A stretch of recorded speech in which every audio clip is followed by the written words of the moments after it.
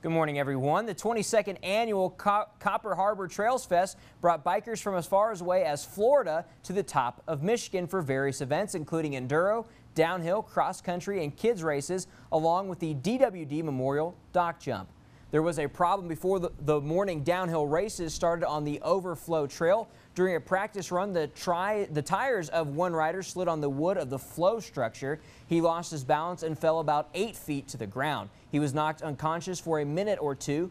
Medical personnel were already on the scene when the incident happened. The rider was okay, but officials chose to detour the riders around that section. That doesn't mean the course became easier, as this cyclist can attest he had just a little too much speed and fell on the gravel, but he quickly recovered and continued. Each biker had 2 downhill runs on the course and the best time was used. Now here's a look at the start near the top of Brockway Mountain Drive entering the Overflow Trail. It was certainly breezy yesterday morning.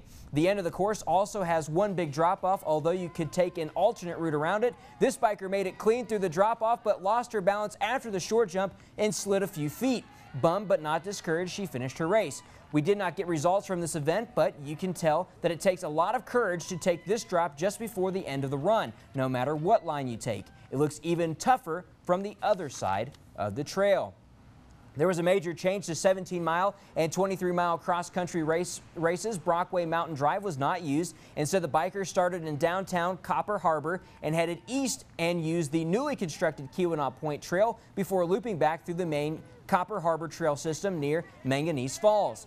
The fun was just beginning for riders. Fans know where the key points are in several tough uphill sections of rocks and downhill gnarled tree root areas, along with a few bridges to navigate. Lots of action also took place on trails by the Keweenaw Mountain Lodge. 10-year-old Carson Vanderschaff of Marquette was quite pleased. He made it through this bridge and hill on the first try.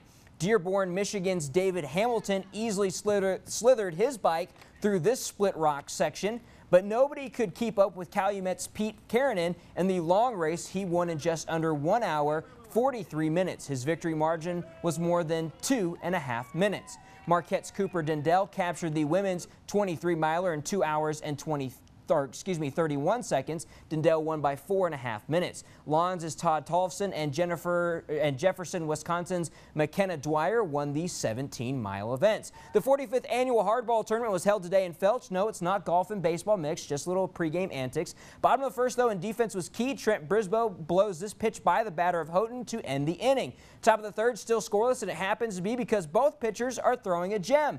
The batter swings right over this one for strike 3 and out 3 of the inning. Top of the fourth, though, and the mood changes with one swing of a bat. Matt Spitley of the Fulton Sultan sends this one deep to left field over the fence and gone off that car. His solo shot was the first run of the game.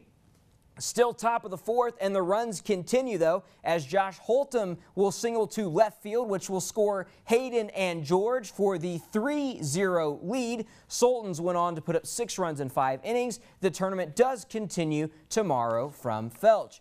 Michigan Tech and Northern Michigan were both in action for women's soccer. Michigan Tech was on the winning side of on a road contest against St. Cloud State. Tech scored goals at the 2:12 and 49-minute marks to blank St. Cloud State 3-0. Northern Michigan was not as successful, though, as they would drop a road contest to Winona State. Winona State scored both of their goals in their first 15 minutes of the game. Northern tried to rally late by scoring in the 70th minute, but would drop the game 2-1. Tech plays again on September 12th at Minnesota Duluth, and Northern plays again September 13th, also at Minnesota Duluth. That's all for sports. We hope that you have a marvelous Monday morning.